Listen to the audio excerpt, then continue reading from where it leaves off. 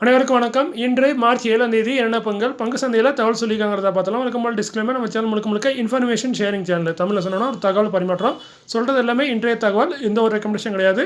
இதில் தவறுகள் இருந்தால் கமெண்ட்டில் தெரியப்படுத்துங்க, நான் பின் பண்ணிடுறேன். அதுமாதிரி நம்ம ஒரு செபி ஸ்ட்ராட்டஜி கிடையாது, நான் ஒரு சாதாரண இன்வெஸ்டர். எனக்கு தெரிஞ்ச தகவலை உங்கள்கிட்ட ஷேர் பண்ணுறேன்.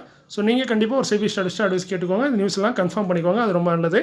இன்றைக்கி நம்ம வீடியோவில் பார்க்குறது dividend, bonus, split, upcoming board meeting, order receive by listed companies. Market கண்டிஷனை பார்த்தலாம். எஃப்ஐஸ் வழக்கமாக விற்றுருக்காங்க 2035 கோடிக்கு ஓவராலாக விற்றுருக்காங்க. டிஐஎஸ் பையனா 2320 கோடிக்கு பை பண்ணியிருக்காங்க. அவங்க விற்றதோட 300 கோடி அதிகமாகவே பை பண்ணியிருக்காங்க. Sun TV network current base பையனா 570 2 பைசா இன்றைக்கி டிவிடெண்ட் அறிவிச்சிருக்காங்க. டிவிடெண்டில் 6% கிட்ட வருது. இதுக்கான ரெக்கார்டு ஸ்டேட் வந்து 13 மார்ச். செக்டர் வந்து டிவி ப்ராட்காஸ்டிங்கில் இருக்காங்க. Sun TV network. GR infra project limited 1034 ரூபா கரண்ட் பேஸு 12 பைசா டிவிடெண்ட் அறிவிச்சிருக்காங்க. டிவிடெண்டில் 1.25%. இதற்கான ரெக்கார்டு ஸ்டேட் வந்து 13 மார்ச். செக்டர் வந்து சிவில் கன்ஸ்ட்ரக்ஷனில் இருக்காங்க. GR infra project limited. KBC global limited 1 ரூபா 12 பைசா. இது ஒரு பெனி ஸ்டாக்கு. பெனி ஸ்டாக்குன்னு இன்றைக்கி ரிஸ்க்காக இருக்குது. நம்ம சொல்கிறது தகவல் மட்டும்தான். இது நேற்றே வந்த தகவல். நேற்று நம்ம அந்த ஒரு நியூஸ் தான் இருந்துச்சு, அதனால் வீடியோ போடல, இன்றைக்கி போட்டிருக்கோம். ஸோ 1:1 ஆல்ரெடி போனஸ் வச்சுருந்தாங்க. ஒரு ஷேருக்கு ஒரு ஷேர் போனஸு. ரெக்கார்டு வந்து 28 மார்ச்னு சொல்லியிருக்காங்க. செக்டர் வந்து ரெசிடென்ஷியல் கமர்ஷியல் ப்ராஜெக்ட்டில் இருக்காங்க. நௌகர் urban structure limited current price 16 ரூபா. இது ஒரு பெனி ஸ்டாக் தான். இவங்க பார்த்தீங்கன்னா இன்றைக்கி போனஸ் அறிவிச்சிருக்காங்க. ஸ்டாக் ஸ்பிட்டாக அறிவிச்சிருக்காங்க. 3:2 போனஸ் அறிவிச்சிருக்காங்க. அதை 2 ஷேர் வச்சுருந்தா 3 ஷேர் போனஸாக கிடைக்கும். ஸோ டோட்டலாக 2 ஷேர் 5 ஷேராக மாறும். அதுக்கப்புறம் ஸ்பிட்டும் தராங்க. 1:2 ஃபேஸ் வேல்யூ 2 இருக்கதை 1 மாற்றுறாங்க. ஒரு ஸ்டாக்கு 2 ஸ்டாக்காக ஸ்பிட் ஆகும். ஸோ இதற்கான ரெக்கார்டு அனௌன்ஸ் பண்ணியிருக்காங்க. ஒன்லி ஃபார் போனஸ்க்கான ரெக்கார்டு தான் அனௌன்ஸ் பண்ணியிருக்காங்க. 21 மார்ச் தான் போனஸ்க்கான ரெக்கார்டு டேட்டு. ஸ்பிட்டுக்கான ரெக்கார்டு வந்து இன்னும் அனௌன்ஸ் பண்ணல. மேபி சேமாக தான் அனௌன்ஸ் பண்ணுவாங்க. பட் இல்லைனா 2 நாள் கழிச்சு வேறு டேட் கூட அனௌன்ஸ் பண்ண வாய்ப்பு இருக்குது. ஸோ இப்போதைக்கு போனஸ் மட்டும் அனௌன்ஸ் பண்ணியிருக்காங்க. 21 மார்ச் தான் ரெக்கார்ட் டேட்டு. செக்டர் வந்து கம்ப்யூட்டர் சாஃப்ட்வேர் கன்ஸ்ட்ரக்டிங்கில் இருக்காங்க.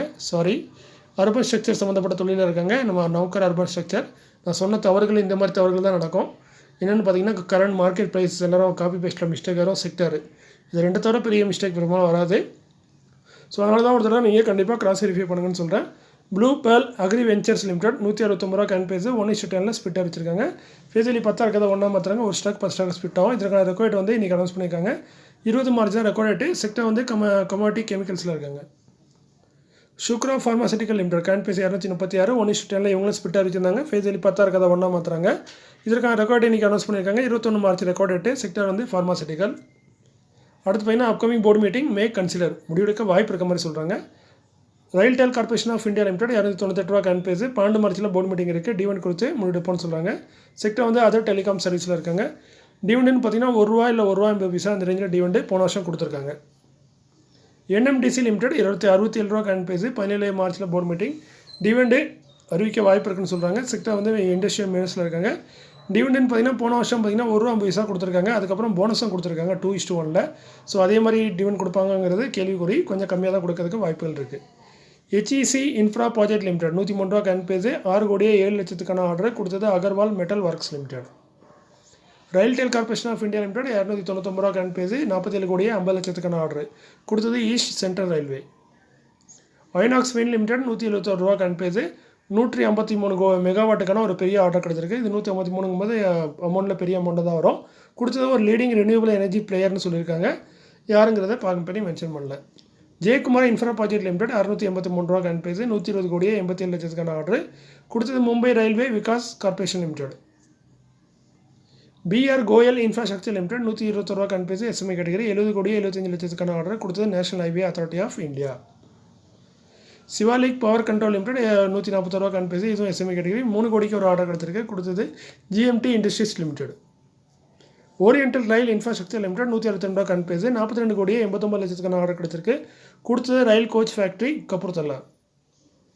டாடா பவர் கம்பெனி இவங்க வந்து ஒரு மெமரண்டம் ஆஃப் அண்டர்ஸ்டாண்டிங்கில் கையெழுத்திட்டிருக்காங்க. அதாவது புரிந்துணர்வு ஒப்பந்தம் போட்டிருக்காங்க. யாரோடன்னு பார்த்தீங்கன்னா ஆந்திர பிரதேஷ் கவர்மெண்ட்டோட.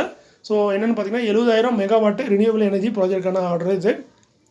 ஸோ இது மூலம் கம்பெனி பார்த்திங்கன்னா கிட்டத்தட்ட 49,000 கோடி இதில் இன்வெஸ்ட் பண்ணுற மாதிரி இருக்குது. ஸோ நல்ல ஒரு பெரிய ஆர்டரு ஒப்பந்தத்தை கையெழுத்திட்டிருக்காங்க டாடா பவர். இது ஒரு நல்ல செய்தி தான். ஏன்னா ஆந்திரா கவர்மெண்ட்டும் டாடா பவரும் சேர்ந்து கிட்டத்தட்ட 7,000 மெகாவாட்டுக்கான ஒரு பெரிய ரினியூவபிள் எனர்ஜியை அமைக்க இருக்கிறாங்க. இதில் பார்த்திங்கன்னா including solar, wind and hybrid project இது எல்லாமே சேர்ந்து இருக்கிற மாதிரி. ஸோ இதோட எஸ்டிமேட் காஸ்ட் பார்த்திங்கன்னா 49,000 கோடி. ஸோ நல்ல ஒரு பெரிய ப்ராஜெக்ட்டு டாடா பவருக்கு கிடைக்கிறது. ஸோ இதோட நியூஸ் முடிஞ்சது. மீண்டும் ஒரு நல்ல காலையில் சந்திக்கிறேன். இப்படிக்கு உங்களில் ஒருவன். நன்றி, வணக்கம்.